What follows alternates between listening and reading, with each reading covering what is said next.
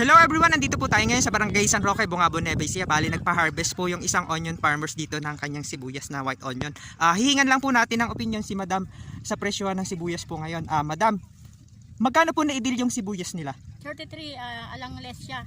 Nawa po sana nga tumaas pa po sana sa 33 ng presyo ng sibuyas para naman po maging maganda naman po yung kita ng magsasaka at para naman po gumanda-ganda ang pan po ng ating pagsasaka.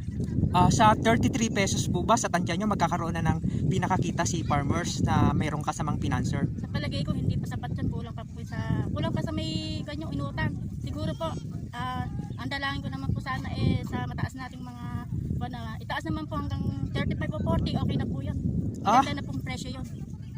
Sa 35 to 40 magkakaroon na ng kita si farmers na sapat para naman ikabuhay niya dun sa kanyang pamilya.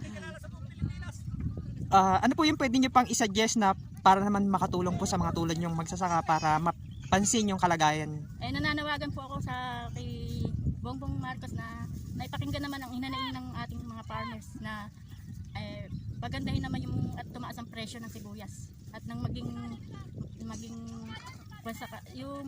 yung paghihirap ng magsasaka. Yun po ang gusto nyo maiparating para naman po pansin yung local sector ng mga onion farmers.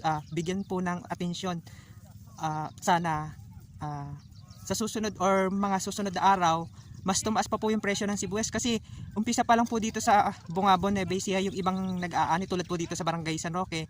Ngayon pa lang po yung starting ng kanilang pag-harvest ng sibuyas kaya umaasa po sila na tumaas pa po yung presyo na ngayon po 33 less, wala pong less sabi po ni Madam kung tataas pa nga naman sa 33 or aabot ng 40 magiging masaya yung kanilang pag-ani.